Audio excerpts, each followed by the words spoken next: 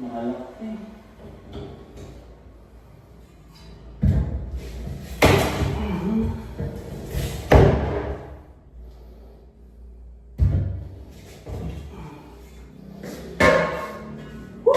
Malas.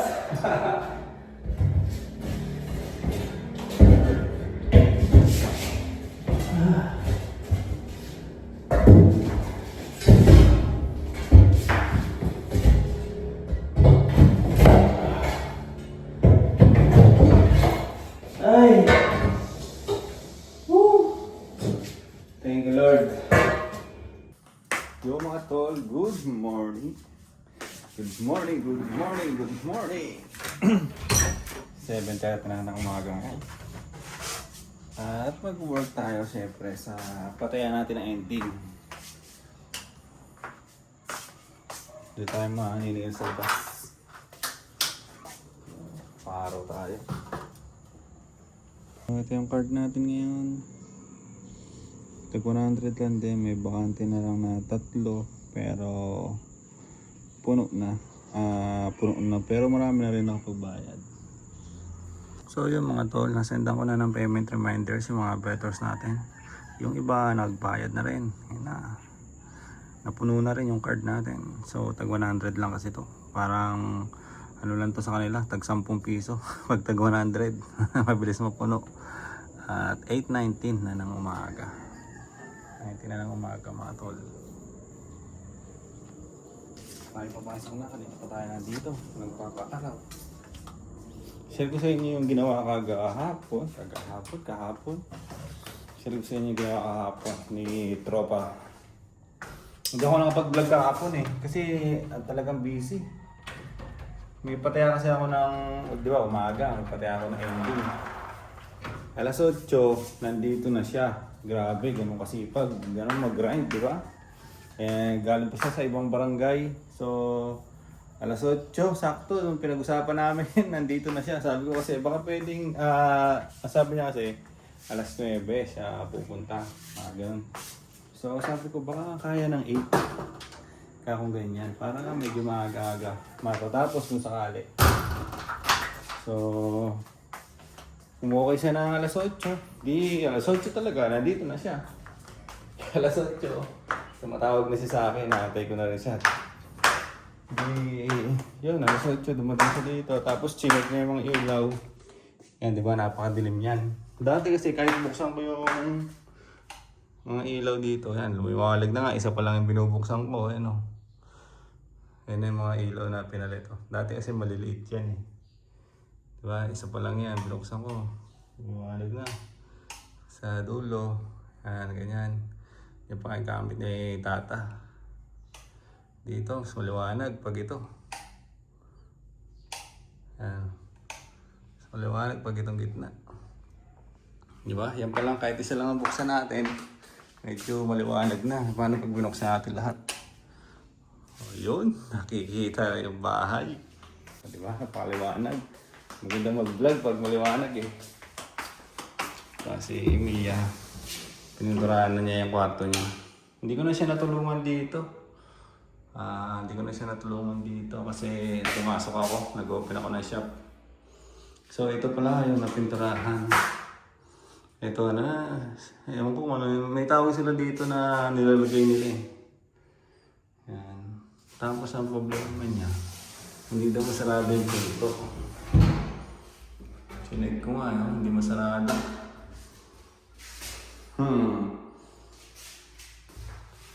Ito yung mga dating inanay.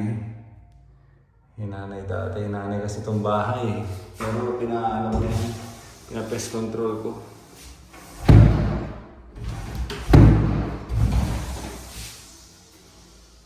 Sarado.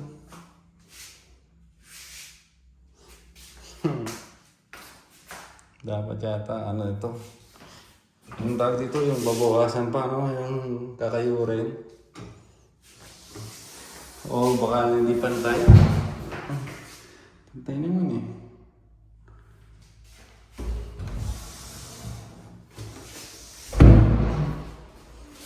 Ayaw talaga masyado, mas malaki. Malaki yata yung ano eh, pinto eh.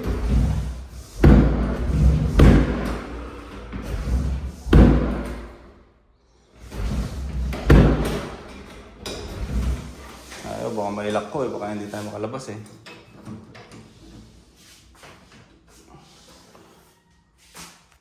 Baka kailangan ano ito bawasan, no? Yan o. Ayan o. Ganyan lang siya, hindi masarado.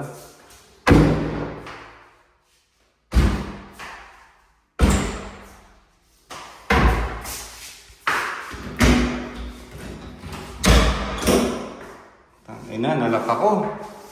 Ang hirap yung ibuksan. Patay. Hindi, huwag kayong kabahan kasi meron na tayong bintana dito eh. Ayaw na naman po sa bintana. Pwede mo tayong susulag po dito mamaya. Kaso siyempre, nailak na natin eh. Hira pa yata yung ano. Hindi siya maabit.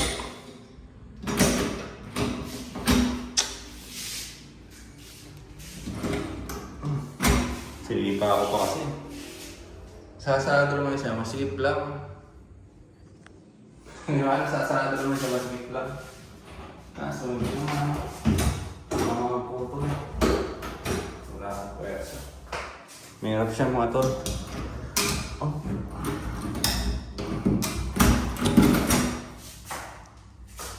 Dapat yata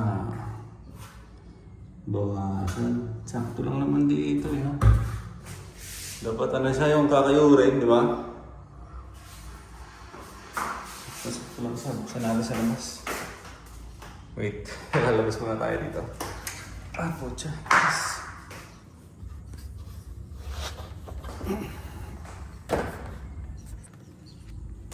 Aray ko. Aray ko yung tuhod ko.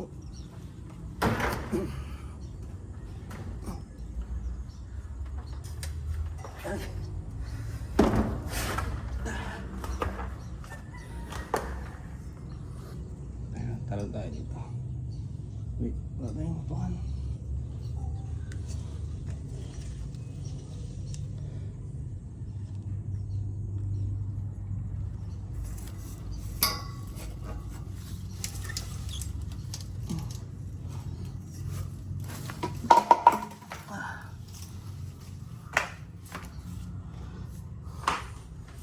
Ala, nakalak pala yung pinto dito. Putang na.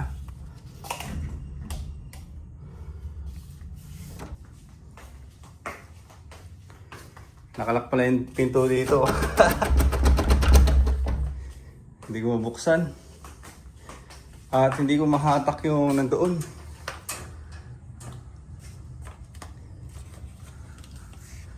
Hindi ko mahatak yung pinto doon. Paano kung sisirain ko?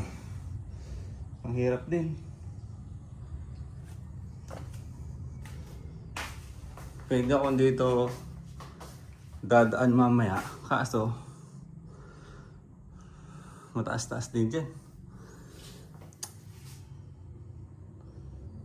Bira yan o. Nilak ko pa kasi. Ang hirap yung buksan na eh. Kasi napakaipit.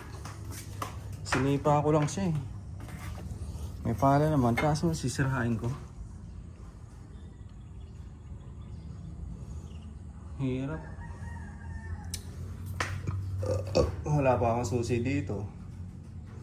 Ito na lang talaga yung pag-asa natin. Yun nandito. Putik na yan, nakulong pa tayo. Bad trip!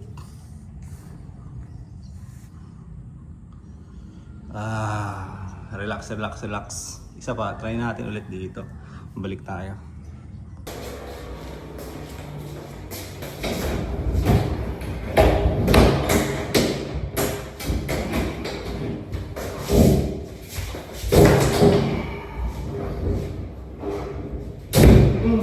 Sira.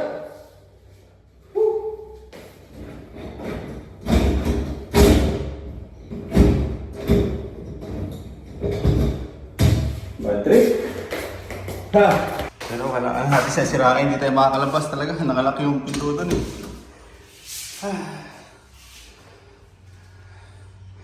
Ang hirap eh.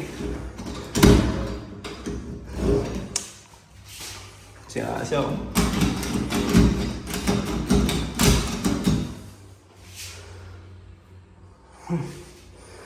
Ito pa, sirayan na natin.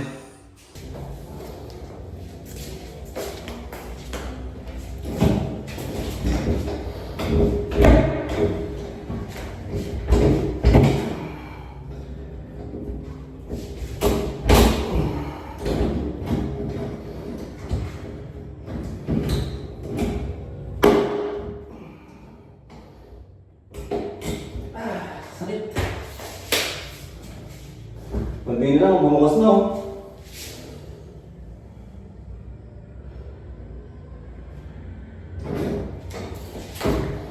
One, two.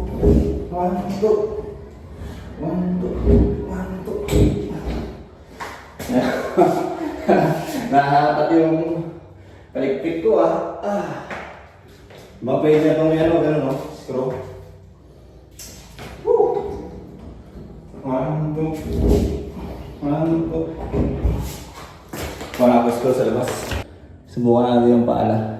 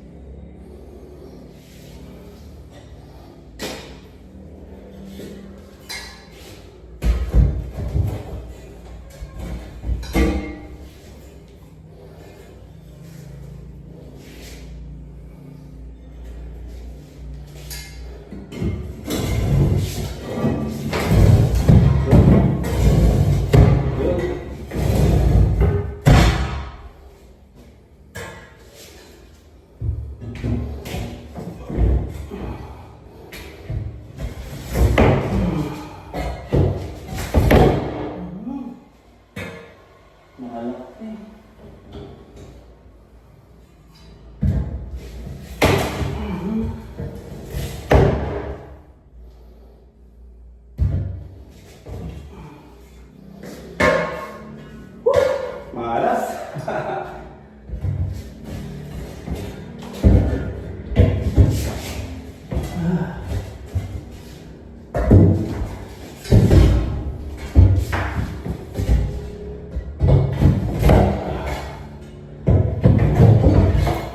Ay.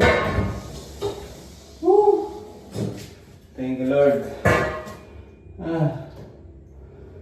Ay, buset.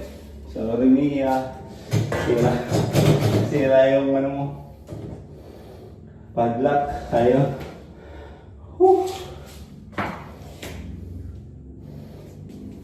Pagbira, nakulong ako doon. Pala hindi ko na sinipa. Pinagsisiyan ko patuloy yung pagsipa ko para matesting kung masasarado. Hindi ko mabuksan. Hanggang sa nasiraan lang to. Paano to ngayon? Tanggalin na natin to. Tapos pagbukasin natin. Ay. Gusto na nanahimik ang kwarto eh. Sabi niya kasi, yun yung kasi sabi niya kahapon, Pap, yung pinto ba doon hindi nasasarado? Sabi mo, nasasarado naman. Eh kasi Pap, hindi siya pantay. Eh yun nga yung nakita mo ngayon. Hindi daw siya pantay. Kaya ayaw magsarado. Ginawa ko ngayon, tinesting ko naman, di ba? Tinesting ko naman siya kung hindi talaga pantay.